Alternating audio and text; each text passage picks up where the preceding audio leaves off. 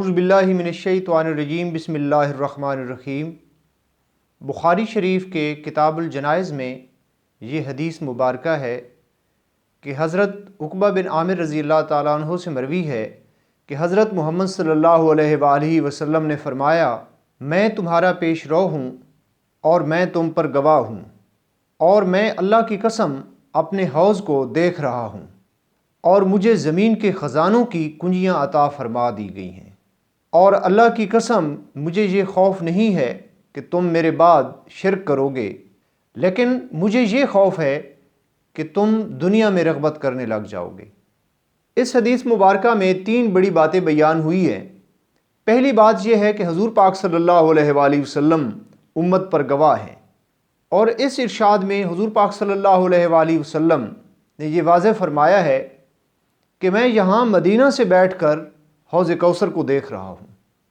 اب ہم لوگ یہاں پر بحث و تمہیز میں پڑ جاتے ہیں اور بحث کرتے ہیں کہ حضور پاک صلی اللہ علیہ وآلہ وسلم کو اس چیز کا علم تھا، اس چیز کا علم نہیں تھا۔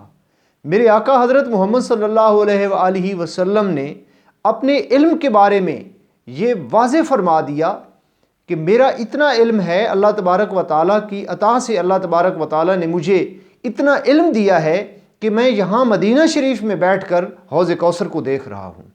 تو اس لیے ہمیں بات کرنے سے پہلے یا حضور پاک صلی اللہ علیہ وآلہ وسلم کے علوم پر بات کرنے سے پہلے یہ 100 دفعہ سوچنا چاہیے کہ ہم جس نبی کا کلمہ پڑھتے ہیں یا جس نبی کے ہم پیروکار ہیں، اس نبی کی ذات کے حوالے سے ہمیں سوچ سمجھ کر گفتگو کرنی چاہیے، سوچ سمجھ کر بات کرنی چاہیے۔ اور دوسری بات جو حضور پاک صلی اللہ علیہ وآلہ وسلم نے اس کی وضاحت فرمائی کہ مجھے زمین کے خزانوں کی اللہ تبارک و تعالیٰ نے کنیاں عطا فرمائی ہیں، کہ اس میں مجھے اللہ تبارک و تعالیٰ نے قاسم اور مالک اور مختار بنایا ہے، کیونکہ اللہ تبارک و تعالیٰ دینے والا ہے اور حضور پاک صلی اللہ علیہ وآلہ وسلم تقسیم کرنے والے ہیں، بانٹنے والے ہیں۔ اور تیسری بات حضور پاک صلی اللہ علیہ وآلہ وسلم نے اس کی وضاحت فرمائی کہ مجھے اپنے امتیوں پر شرک کا کوئی خوف نہیں ہے، شرک کا ڈر نہیں ہے۔ میری امتی یہاں یہ بات ہے کہ میری امتی دنیا کی رغبت میں منہمک ہو جائیں گے، دنیا کا غلبہ ان پر زیادہ آ جائے گا، لیکن مجھے شرک کا کوئی خوف نہیں ہے۔ ہم ایک دوسرے پر فتوے لگاتے ہیں، یہ کافر ہیں، یہ مشرک ہیں۔ تو حضور پاک صلی اللہ علیہ وآلہ وسلم نے فرمایا کہ مجھے اپنی امت پر شرک کا کوئی خوف نہیں۔ اب ہم حضور پاک صلی اللہ علیہ وآلہ وسلم کا کلمہ بھی پڑھتے ہیں اور ایک دوسرے کو مشرک بھی کہتے ہیں، تو اس لیے ایک دوسرے کو مشرک نہیں کہنا چاہیے، ایک دوسرے پر شرک کے فتوے نہیں لگانے چاہیے۔ حضور پاک صلی اللہ علیہ وآلہ وسلم نے یہ صراحت فرما دی ہے کہ مجھے اپنی امت پر شرک کا کوئی خوف نہیں۔ جس نے میرا کلمہ پڑھ لیا، مجھ پر ایمان لایا، جس نے مجھے اپنا نبی مانا، اپنا ہادی مانا، اپنا رہبر مانا، اپنا نبی مانا، اس پر مجھے شرک کا کوئی خوف نہیں ہے۔ اب ہم کیا کرتے ہیں کہ ذرا سی بھی بات ہوتی ہے تو ہم ایک دوسرے کو کافر کہتے ہیں، ایک دوسرے کو مشرک کہتے ہیں۔ تو اس لیے حضور پاک صلی اللہ علیہ وآلہ وسلم کے اس فرمان سے یہ وضاحت ہوتی ہے کہ حضور پاک صلی اللہ علیہ وآلہ وسلم کا جو امتی ہے وہ شرک نہیں کر سکتا، مشرک نہیں ہو سکتا۔ اور اس پر تصدیق حضور پاک صلی اللہ علیہ وآلہ وسلم نے قسم کھا کر فرمائی ہے کہ اللہ کی قسم کہ جو میرا امتی ہوگا مجھے اس پر کوئی خوف نہیں ہوگا۔ اب وہ کتنا بدبخت ہوگا، بد نصیب ہوگا کہ جو حضور پاک صلی اللہ علیہ وآلہ وسلم کی قسم پر اعتبار نہیں کرتا، اور حضور پاک صلی اللہ علیہ وآلہ وسلم قسم کھا کر فرما رہے ہیں کہ مجھے اپنی امت پر شرک کا کوئی خوف نہیں ہے۔ اب ہم کیا کرتے ہیں کہ ہم ذرا سی بھی بات ہوتی ہے تو ایک دوسرے پر شرک کے اور کفر کے فتوے لگا دیتے ہیں۔ ہمیں ایک دوسرے کے حوالے سے سوچ سمجھ کر گفتگو کرنی چاہیے، آپس میں تفرقہ نہیں پھیلانا چاہیے۔ کوئی آپ کو کسی کے ساتھ نظریاتی اختلاف ہے تو بیٹھ کر بات کریں۔ اللہ تبارک و تعالیٰ وحدہ لا شریک ہے، اللہ ایک ہے، اس کا کوئی ہمسر نہیں ہے۔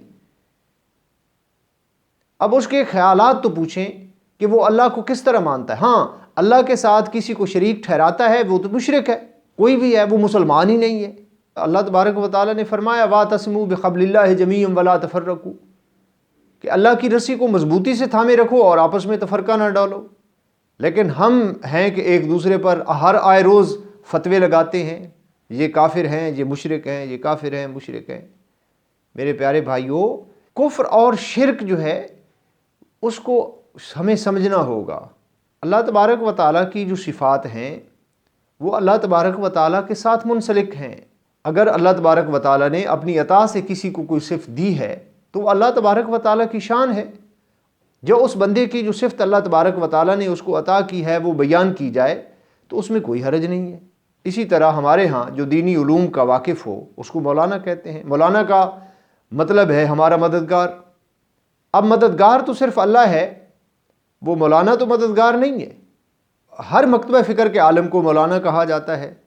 اب مولانا کہا جاتا ہے تو کبھی بھی اس نے روکا نہیں کہ بھائی آپ مجھے مولانا نہ کہیں۔ مولانا کا مطلب تو مددگار ہوتا ہے۔ حقیقی مددگار تو اللہ ہے، حقیقی مددگار تو اللہ ہے۔ مطلب یہ ہے کہ یہ دینی علوم جانتا ہے، علم کے بارے میں یہ اس کی مدد لی جا سکتی ہے۔ دینی علوم کے حوالے سے، اللہ اور اس کے رسول کے فرمان کے حوالے سے اس سے اعانت لی جا سکتی ہے، مدد لی جا سکتی ہے۔ تو اللہ تو نہیں بن گیا، اس لیے ہمیں سوچ سمجھ کر بات کرنی چاہیے۔ ہمارے کچھ مسلمان بھائی جب کوئی مجازن بات ہو رہی ہوتی ہے تو اس کو حقیقت کا روپ دے کر کفر اور شرک کا فتویٰ لگا دیتے ہیں۔ تو اس لیے ہمیں سوچنا چاہیے، ہمیں سمجھنا چاہیے، یہ وقت تفرقہ بازی کا نہیں ہے۔ یہ وقت یہ نہیں ہے کہ ہم ایک دوسرے کو کافر کہیں یا ایک دوسرے کو مشرک کہیں، بلکہ ہمیں ایک دوسرے کو پیار سے، محبت سے ایک دوسرے کو سمجھنے چاہیے، ایک دوسرے کے خیال۔ ہاں کسی کو قائل کرنا ہے، اگر کسی کا کوئی غلط نظریہ ہے تو ہمیں چاہیے کہ اس غلط نظریے کو اپنی علمی دلائل سے رد کرنا چاہیے۔ سب سے پہلے تو آپ اس کو کافر کہیں، اس کو مشرک کہیں، اس کے بعد جب آپ کافر کہیں گے یا مشرک کہیں گے تو وہ آپ کی بات سنے گا؟ بالکل بھی نہیں سنے گا۔ اگر کسی ہمارے مسلمان بھائی کا کوئی غلط نظریہ ہے تو اس غلط نظریے کو رد کرنے کے لیے ہمارے پاس علمی دلیل ہونی چاہیے۔ پیار سے، اخلاق سے اور علم سے اس کو یہ کہنا چاہیے کہ بھئی یہ آپ غلط کام کر رہے ہیں، آپ اس سے توبہ طیب ہو جائیں، آپ یہ غلط کام کر رہے ہیں، آپ کو نہیں کرنا چاہیے۔ اپنے علمی دلائل سے، اپنے علمی رنگ سے، اپنی علمی دلائل سے اس کی بات کو جو ہے وہ رد کرنا چاہیے۔ جب ہم شروع سے ہی اس کو کافر کہیں گے تو وہ ہماری بات نہیں سنے گا، منافرت پھیلے گی۔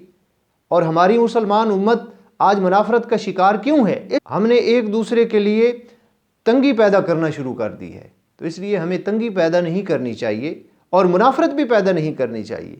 اللہ تبارک و تعالیٰ سے دعا ہے کہ ہم سب کو باہمی اتحاد سے، پیار سے اور محبت سے رہنے کی توفیق عطا فرمائے، اور حضور پاک صلی اللہ علیہ وآلہ وسلم کی ارشادات کی روشنی میں اللہ تبارک و تعالیٰ ہم سب کو زندگی گزارنے کی توفیق عطا فرمائے۔ آمین ثم آمین۔